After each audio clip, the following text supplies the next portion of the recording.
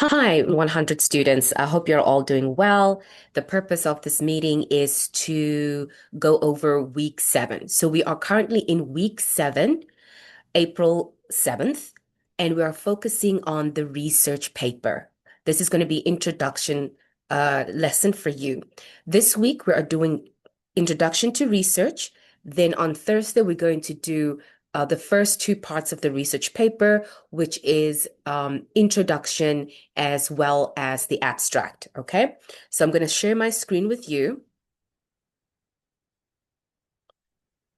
By the way, there are three parts to this. One, this is the PowerPoint slide. Okay. Two, you're going to have to look at the video. Three, there is a Google form that you have to fill out. And the purpose of the Google form is to make sure that you have basic comprehension before we move on to the intricate details. So let's get started for today. So let me just move along.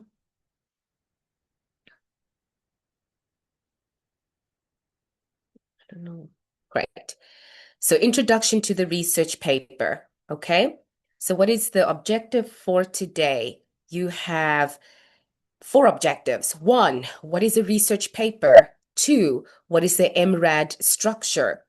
And three, we're going to look at a case study example. And four, there's going to be a comprehension practice, which is on a Google form. Okay. So the first question is, what is a research paper? So a research paper is a very full written document that represents findings. Now, findings means data, things that you collect, tests and theories, and reviews existing knowledge on a specific topic. Okay. It is also it's a credible, peer-reviewed structure. Okay, sorry about that. It's a credible peer-reviewed structure and it follows a very strict protocol. I don't know why my screen is moving along. I have to go back to sharing. There you go. All right. So imagine that you have a question. The question is, does social media impact your mental health? Imagine that, right? That is the first question of a research paper. You need to have a question, a hypothesis. From there, you need to collect data, real-time data. So what do? You send out surveys, you send out questionnaires to fellow students and teachers. They fill it out. That is the collection of data. Then you analyze the data. From that data, you start to make findings. You start to discuss, oh, well, it seems that social media does not affect mental health. In fact, it improves it. So that's the whole point of a research paper. You are looking at a question, you're doing the research for it, which means to go and actually collect data, you discuss the data, and you tell people what to do with that. Okay? When it comes to a research paper, there are always five structures, by the way. This one says four because it doesn't include the abstract, but there's usually five. You have an abstract, then you have an introduction, then you have methods, then you have results, then you have discussions. Those parts have to be part of a research paper. So in the reading class, I will ask you something like, in the methods, what does the author do? Okay. In the results, what are the results? How are they telling us about our research question? And then discussion, what does it mean? Okay. So let's look at it again. There are actually five structures. A, which is abstract, which is not included in here. Then you have the I, which is for introduction. What is the problem? What is the topic? M for methods, and R for results, which is what was found, and discussion is what does it mean? Does it negate or does it clarify or support your original question? And what do you want people to do? Okay.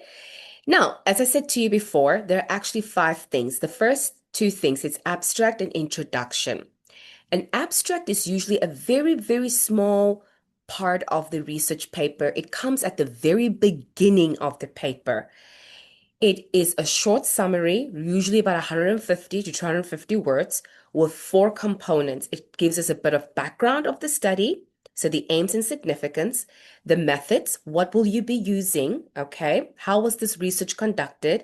The results, the main finding, and the conclusion, why the findings matters, what is the next step. Abstract, you will always find it at the very beginning of a research paper, scientific research papers, specifically medicine, even social sciences, okay? Then you have the introduction, which is much longer. And this is where you set the scene, okay? So a good introduction identifies what the gaps are in the current research, all right? It reviews relevant literature. So other people that have studied it, you bring in what their findings were, review relevant background literature, you state the research question or hypothesis. This is where you tell us what are you going to do? What is the question? What is the purpose of this whole entire thing? It's almost like a thesis statement, okay? And then you explain why the study matters. Why is it important? If we're looking at social media, we want to find out why is it important for us? Okay, why do students need to know this information? Why do teachers need to know this information? Okay. Then, after you have your introduction, then you go straight into methods. Now, methods is how you are conducting the research. So, think of this. You want to collect data. All right. What will you do? Who will you ask? Are you going to tell us, you're going to interview students? Are you going to send a survey to teachers? Okay. So research design, quantitative. Now, quantitative just means basically you are using a survey, right? That's usually mass data collection. So, for example, at AUIS, we have 2,000 students. How will you gather that information? You cannot interview every student. You don't have the time, the resources, or the capacity to do that as a single person. The best option is to send out a survey. A survey is an example of quantitative study. Imagine the word quantity, okay? Then we have qualitative. Qualitative is usually more in depth, and it's not in the form of a survey, it's usually in the form of an interview. This is where you would interview your faculty, maybe one or two people that you would come up and say, hey, I'm doing the study about this. What is your feedback? Do you agree or disagree? And you ask a lot of in-depth questions for them to talk. All right. Or you can do mixed methods. Most studies, they do quantitative and qualitative. Okay. Who are the participants in your study? All right. Your data collection procedures. How will you gather it? Are you going to send it through a survey? Are you going to visit each classroom and sit with the students and give them the survey by hand? Or are you going to do it in on electronically, like a Google form? And the tools and the instruments used. Again, if you're going to do a survey, what is the tool? I'm using Google Form. Okay. If I'm going to, or are you using printed survey? So you're going to print the paper, distribute it to the entire university. All right. And how was the data analyzed? Did you sit down and actually look at each answer? Did you use an Excel spreadsheet? That is what it means. All right. So methods is showing us how will you gather your data. Then obviously after you've gathered your data, it will start showing you results. The results is what have you found from the data. So remember, it's not about your interpretation. It's not about your opinion or what you think. No, look at it for exactly what it is. If everybody said that, no, social media has actually helped me to improve my English skills, look at that. Don't interpret it as what you think it should be. Look at what they write, okay? So you're presenting the text using tables and figures. You follow the order of the research question. You use precise factual language. Do not include opinions and explanations to it, okay? It's very, very direct. You don't want to include your ideas. You want the information as clean as possible, all right? After you have your results, now you go into the discussions. This is where you start to interpret what the results mean. Many students use social media for learning a language. Okay, well, it's not a shocker because a lot of students know a lot of informal language. There's certain phrases that they are using which they've learned on social media platforms, but they may not know academic language, okay, or formal English. So you start to interpret the results, okay? You link it back to the research question. Okay, you compare findings of previous studies. So, for example, a professor in Sulu University did the same thing. He also went out and to check why social media is good for students, and you compare it, his findings versus your findings. Okay, you acknowledge limitations. Now, limitations is what did not go well when you were collecting the data, what was hard. One of the things that's hard is timing. Sometimes when we release a survey, not everybody finishes it in time or they don't finish it at all. Mention that, say that. I sent the survey to 2,000 students, but only 500 responded because it's in the middle of the semester and students do not have time to answer a survey. So those are limitations. All right. And then after you say your limitation, you say, in the future, perhaps this research would be better if it's done in the fall semester instead of spring semester, something like that. Then you have a conclusion. Again, you guys know what a conclusion does, right? We restate the purpose of the study. Remember your research question. You summarize the most important results. You do not introduce new things. No. You just summarize the most important results. You state the broader significance. How will this impact how we view social media in education, for example? And you call for action. Remember, I've told you that call for action is such a good way to end off because you're saying, this is what we found. Now, maybe in the future, social media should be part of the learning tools or resources, or faculty need to use it more, or students need to be limited. Whatever your results are, you call to action. All right.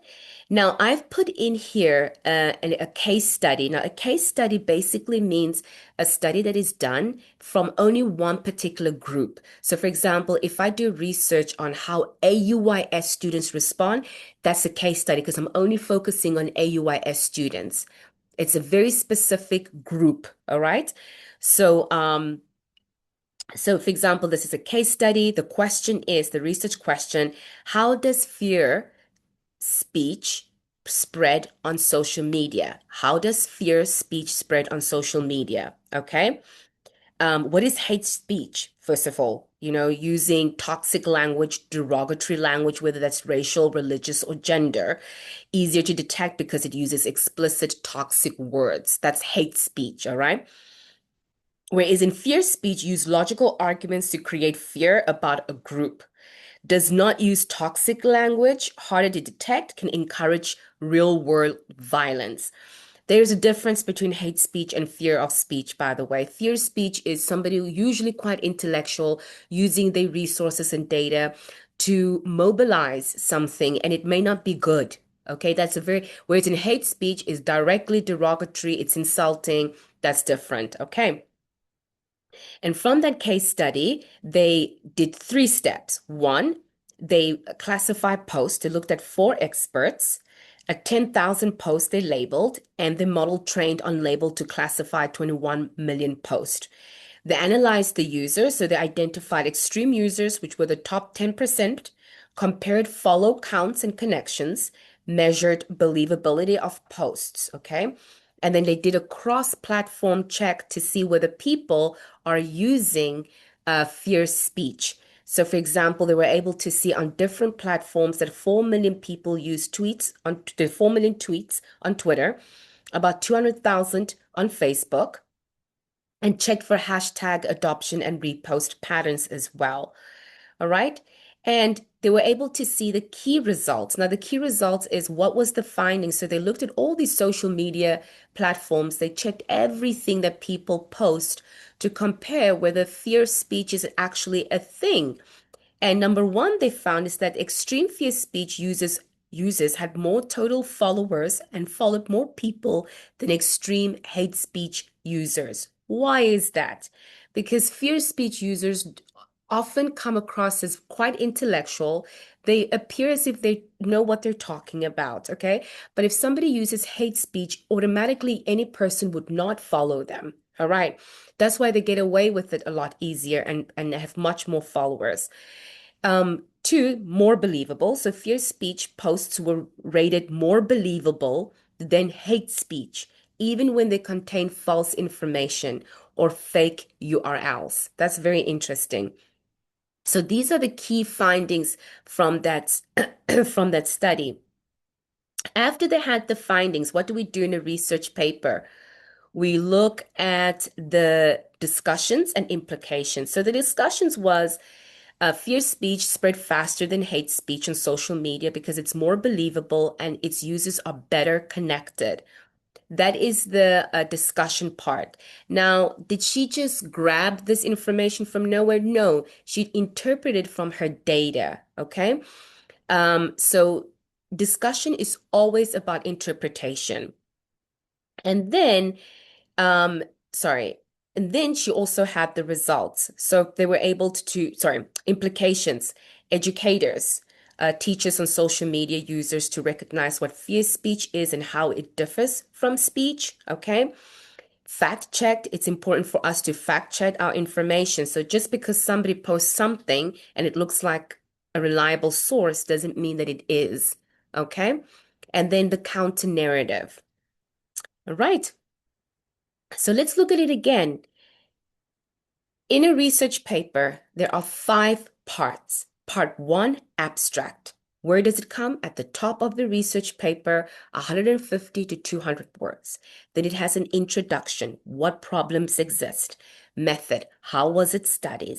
Result. What was found? And then you have your discussion at the end. Okay? So now I'm going to stop sharing. And I want you guys to go to Google Forms, I think. Let me actually do this for you guys. So my laptop is a little bit slow. So 2 things.